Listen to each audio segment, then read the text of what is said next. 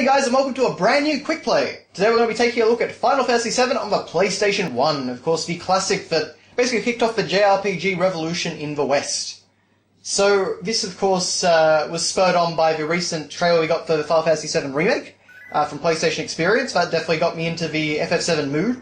So I really just wanted to kind of take a look at the opening sequence, which is the same content that was in that trailer, and in some ways see how it compared, and also just kind of, play through the game again and appreciate what was there. So, eagle-eyed fans may notice that I cut down the stars at the beginning of that opening sequence. For some reason they have about 40 seconds of, those stars just kind of zooming around, so I just want to cut that down and get things moving. But of course here we have one of our very important characters, Aerith, or Aeris as she was called in this game. And really this opening cutscene just serves to kind of set up the world. And this, of course, was a very, very different world for Final Fantasy. We've got cars, we've got posters for, shows, we've got big, giant structures and cities. I apologise about that. That is, unfortunately, one of the issues with my very old and worn disc. Thankfully, that was the only issue we experienced, so, it's smooth sailing from now on. But, of course, there is Midgar in all its glory. And, even though this game came out in 1997, and, of course, these cutscenes looked incredible back then, they still look pretty good now, considering. Like, that Midgar model, you could obviously do more things with lighting now, and texture detail, and model quality, but I think it actually holds up surprisingly well. Now, of course, one of the great things about Final Fantasy VII is that we just jump straight into the gameplay. There's no big story set up, nothing too detailed, we just straight into a mission. And we see Biggs throw a guy, and Jesse kick a guy. Wedge just kind of jumps off the train. I guess Barrett was riding the train car. And here, of course, we have Cloud, being a show-off as usual. That's kind of the thing about Cloud in this game. He's a cool character, but he's kind of like a dorky guy constantly trying to be cool. And that's kind of the interesting thing about Cloud. He pulls it off more than not, though, I will say, certainly. But he's definitely a bit of a show-off. So, of course, we haven't actually named Cloud yet, so we're just ex-soldier. And this is our first little battle. So, of course, it was the classic ATB turn-based battle system. We had a brand new limit bar mechanic, which we'll get into more later. But aside from that, just HP, MP, and interestingly enough, Cloud actually doesn't start off at level 1. He starts off at level 6, and rather cleverly, I actually think, is that the moment we win this first battle, we actually level up. So, just kind of like a nice little... It's kind of hard to explain why that's so good, but it kind of makes the player feel good immediately after starting the game. But anyway, now what I want to do immediately is go into the config menu and turn the battle speed up to fast, because that will just make things go much more smoothly. I don't really recommend it if you're brand new to the game, but if you've played it several times like I have, it's probably just worth your while to just speed it up, at least at the start of the game. Some of the later bosses may be a bit tough with that. One nice detail is you can actually check the bodies of these soldiers and steal their potions, which is a good little technique. Just a nice little way to kind of teach the player that, check everything you find. If it's not a CGI pre-rendered background, probably check it. Okay, so we can't actually talk to Wedge yet, or Jesse, so we've just got to initiate the scene. Wow, it used to be in Soldier, alright? Not every day you find one in a group like Avalanche. So, Avalanche, well, I guess Soldier. Soldier are this sort of elite commando unit that work for the main military power called Shinra. And Avalanche is... Well, this is kind of the interesting thing about Final Fantasy. Avalanche is a terrorist group. An eco-terrorist group. So we are actually playing as a terrorist group at the start of Final Fantasy VII. An interesting concept, and certainly, this is before 9/11 and things like that, well before. So I guess it didn't have quite the same general consciousness connotations, because they do actually call them terrorists and things like that in this game. But, of course, they're eco-terrorists, they are actually, unlike in the real world, good terrorists. So, I guess one person's terrorist, another person's freedom fighter, but in this game you are the good guys, even though there are certainly some questionable things that Avalanche do at the start of the game. Now, of course, we have this incredible sequence where Cloud sees a Mako reactor, and that is our target, that is what we're here to blow up. So that's basically the first mission of the game, just infiltrate and blow up this reactor. So it's a very exciting and cool way to start off the game. Final Fantasy VII, even though, I generally agree it's not the best Final Fantasy, not the best RPG, It's certainly not my favourite Final Fantasy or my favourite RPG. I do really, really love this game. This is a fantastic RPG in my opinion.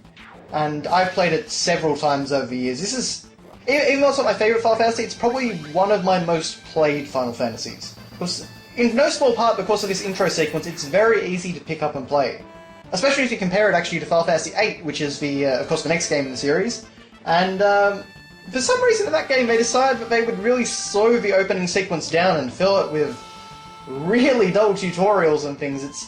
That game is really hard to pick up again. Okay, so we're just going to follow Wedge and talk to him because he's got some dialogue. I'll secure the escape passage. Jeez, we're really going to blow up that huge furnace up? So I'm trying to do the Final Fantasy VII Remake Wedge voice. Although then again, actually, it's probably more like, jeez, we're going to blow that huge furnace up, eh, Cloud? I don't know what they were thinking with that. Because Wedge really is actually quite a cool character in this. All the characters in this game are really good, but we'll see more of them later. For now, of course, we've just got to beat up all these Shinra soldiers. And the modern design for the Shinra soldiers is a little bit different, but overall it stays pretty true. But yes, basically what I'm doing with random battles is if we have an encounter group that we've already seen, then I will basically just skip over it. But if it's a new grouping of enemies, then I will show it off. So most of the encounters get shown off because there's actually a pretty good variety of enemies in this first area. Now, of course, you may have noticed the enemy there used a fire spell on me, and of course I earlier used Bolt. One of the cool things in this game, as opposed to other Final Fantasies, is that you actually get magic the first... at the moment you start, you actually have two magic abilities, Ice and Bolt. So that is just a nice little touch, honestly, because a lot of Final Fantasy games, you start the game, you've got attack, and you've got defend, and that's it. So the fact that you actually get to start with magic, and of course your limit breaks, which we'll get to soon, that's actually quite cool, in my opinion. That's a very good idea. Okay, so Cloud has managed to piss off Barrett, so he's tagging along with us now. So he has joined the party. It's kind of interesting in this opening sequence, because Cloud is very... It's kind of a funny sort of thing. He's a bit cold and just sort of disinterested in the whole thing. He just wants his money and all that. We kind of learn more about that as time goes on, more about that attitude. But, Barrett certainly is not happy with that attitude, so it's kind of an interesting friction between them. And certainly Cloud changes quite drastically over the course of the game. He's not just this disinterested the whole way through. He certainly gets way more invested. Another little thing that I do like in Final Fantasy VII is that you kind of get text boxes that appear while you're running around. And that may not sound like much, but it was actually quite an interesting element at the time, because I don't think... Maybe that happened a few times in Final Fantasy VI, I can't quite remember. But just kind of little things like that where characters will react and tell you to do something, or, they'll react to you taking too long or something like that. So of course Cloud, it's not my problem. And then Barrett beats his chest for some reason, and the planet's dying, Cloud. But kind of, the thing I like about Barrett in this game, he's very much Mr. T. Mr. T with a lot more of a sort of emotional background. His backstory is actually very, very good. But he's a very enjoyable character. He just kind of gets annoyed at everyone all the time. So, and certainly his way of speaking has a lot of personality in the writing. Of course, he uses a lot of sort of very colloquial terms. To put it one way, and also he swears a lot too. A lot of swearing in this game, actually. Which was surprising in 1997. But for now, we're just following Jesse down in the bowels of this massive reactor. I mean, this whole environment looks fantastic, in my opinion. And what is really cool is that every single battle has its own 3D environment to battle in. They actually remade all these different environments in 3D for the battles. And it is amazing the number of these, sort of battle stages that there are in the game. It's just ridiculous, honestly. Okay, so we had another new enemy there, but, naturally most of the enemies are pretty weak at this point in the game. They can kind of, do damage over a long period of time, but if you've ever played Final Fantasy or another turn-based RPG before, I don't think you'll have any trouble. Of course, they're not worth much in the way of Gil either. Gil, of course, being Final Fantasy's currency. Okay, so we've got to continue climbing down, and one nice other thing about Final Fantasy VII is that you've got sort of these context-sensitive actions where you can jump over things or climb ladders and all that with the press of a button. Other Final Fantasies had stuff like that, but it's not quite as... wasn't quite as dynamic as it is in Final Fantasy VII, probably in no small part because of the 3D elements. But one of the really clever things that Final Fantasy VII did is it figured out that using pre-rendered backgrounds would be a much more effective way of kind of showing the world and the game than, you know, just basically using 3D models, because actually the PS1 wasn't particularly powerful. And I would imagine that they probably started out with the intention of using 3D models given that tech demo on the N64, and given that Final Fantasy VII allegedly started conceptually on the N64. But in the end, I think the decision to use pre-rendered backgrounds was definitely the right one. The game has certainly aged much less than it would have otherwise, and certainly looks much less muddy than it could. But of course we could save at the save point, which, you know, I've always tried to figure out what that is. It's more like a question mark than an S or anything like that. What do we have this time? Okay, we've got robo-guards and a giant mech with drill feet or something. The Final Fantasy VII enemy models are always quite interesting to try and decipher. Some of them look pretty weird. Although, to be fair, even their concept art actually looks pretty unusual, so... I'm not exactly sure who did the character, or rather the enemy design for this game. Of course, I know characters was Tetsuya Nomura, but maybe Nomura did actually do the enemies as well, because I know he did all the enemies in... Well, at least most of them anyway, in Final Fantasy VI. So, definitely enemy design generally seems to be a strong point of Nomura. Okay, so we got a limit break. And our limit break is basically a super powerful attack that we can do once we fill up our limit gauge, and our limit gauge fills up every time we get hit. Now, of course, the problem with the limit gauge is that you only... Basically, once you get a limit, it actually replaces the attack command. So you generally want to try and save it if you can for a rainy day. And we're going to be coming up upon a rainy day very, very shortly. You can see down at the bottom of that pre-rendered background, just giving quite a potion, you can see actually they're draining out the Mako energy from the planet. But yeah, there's so much detail in these pre-rendered backgrounds. I'd really be interested to actually see kind of... Because I imagine that these were actually made in kind of... I'm not exactly sure how these were made, because I imagine if it was like Donkey Kong Country, they were actually made in 3D, like modelled in 3D, and then just kind of they take a picture of it and then they use that as a background. But, yeah, not exactly sure how that worked. I'd be very interested to see though if there kind of were original 3D renders of these backgrounds. Watch out, this isn't just a reactor. Now, that's actually a little bit of a confusing scene to first-time players. It's kind of explained later on, but that's always been a little bit of a confusing time, is when that first happens. I'm not exactly sure if that's a mistranslation with watch out, this isn't just a reactor, or what, but naturally we've just set our bomb, and of course the security alarm goes off. What are the chances? Heads up, here they come. Now, unfortunately, Final Fantasy VII's translation isn't perfect. It's not too bad, but it's certainly not perfect, and we're going to see a great example of that in this battle. But let us unleash our limit break. So we're going to unleash the only one we've got right now, of course, which is Braver. Okay, so this giant scorpion mech is... basically what he does is he uses search scope to lock onto a target, and then he fires on that target. Alright, there's our Braver attack, does pretty significant damage.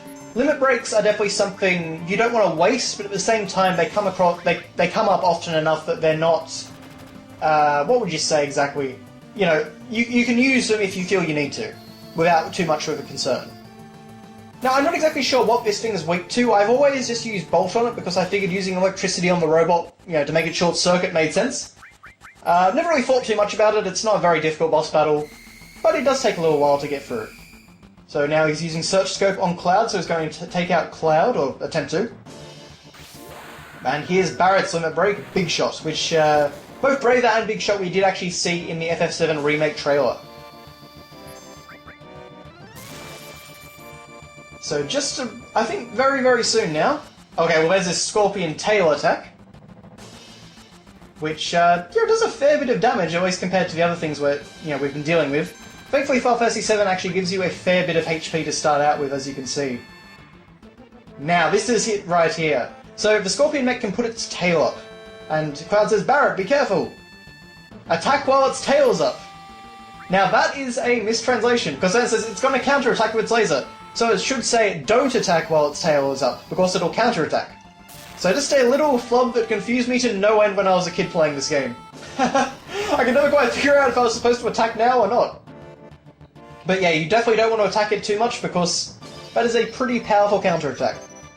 So naturally, it's much like the Mist Dragon in Final Fantasy IV's opening sequence. You just kind of teaching the player that it's not always good to just kind of mash the attack button and keep doing damage. Sometimes you have to try and you play a bit more strategically. Of course, there's not much strategy at this point in the game, but teaching you for future occasions. And certainly, there's going to be some very difficult bosses later on. But I think the spider mech is nearly down. So yeah, as I was saying much earlier, Final Fantasy VII is, even though it's not my favourite Final Fantasy, it is a fantastic game, and definitely one that I like to revisit, fairly regularly. I haven't played it for a little while now, I must admit, but, about due to revisit it again. And honestly, I'd say that even if you, are interested in the remake and you want to pick that up, but you haven't played Final Fantasy VII, I would say, maybe get it on the PS4 or on the PC, and just kind of, see where the game came from, because even though it is certainly dated, if you like RPGs, particularly turn-based variety, you will really enjoy this game, I think. It is really such a fun and interesting world, and the characters are fantastic, as we'll see more later on. Lots of fantastic stuff in this game. It is, the materia system is really great for people that like to kind of customize their characters and, add a lot of different command types and things like that.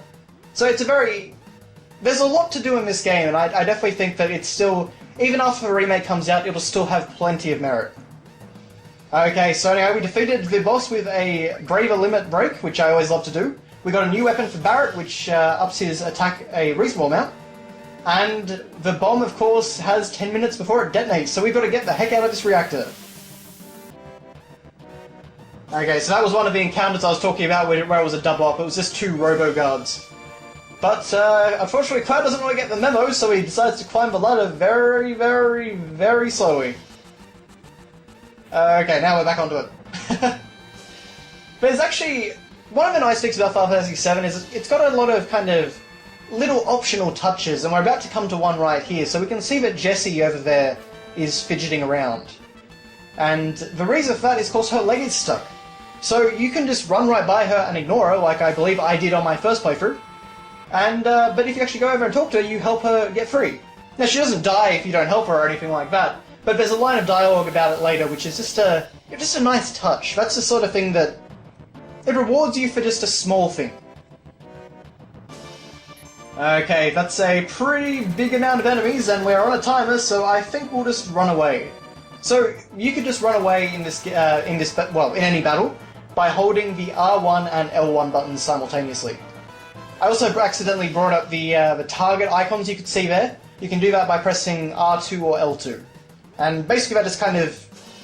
in case, maybe it's a bit of a confusing looking enemy or something like that, it just kind of highlights what is an enemy target you can attack.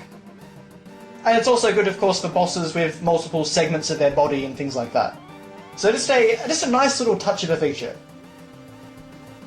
Now, thankfully, they give you plenty of time to get out. I've never failed it. I've actually always been curious as to what happens, but I've never quite bothered to find out. Okay, I guess Jessie took the other elevator. So now, while we're actually here escaping, just going back through the same areas, let's actually talk a little bit about some recent FF7 Remake news, and that, of course, was that the game is going to be episodic. Now, on the one hand, that could be really cool because we actually, we'll get it earlier than we otherwise would. In fact, I can actually see one of the episodes coming out next year. Maybe it comes with... well, at the very least, I think Final Fantasy XV will have a FF7 Remake demo. That's something I'm pretty confident about. My only concern, though, with having this game split up into an episodic format, is that, does that mean that we're going to miss out on content? Does that mean that, the world map, of course, isn't going to be nearly as open as it was? There's a lot of potential problems that could come with that from a game that... Final Fantasy VII actually can be relatively open around the kind of middle stage of the game. So I don't really know how they would deal with all that in an episodic format. I just don't think it quite meshes. It's not like a Telltale game or anything like that. And for all the people that kind of say, well, the original game was 3 discs, it's not quite how it works, because those 3 discs, well, for one, you got them all at the same time, and 2, they only took 2 seconds to change. So, and all the same content was on them, so, relatively. So, you know, it's just one of those things where I'm really not sure how that's going to go. But we, of course, blew up the reactor, mission complete, and I will actually see you in part 2 of this quick play. I didn't want the video to go on for too long, so in part 2 we're going to be looking at some stuff that focuses more on the characters of the game. Thank you very much for watching, and I'll see you then!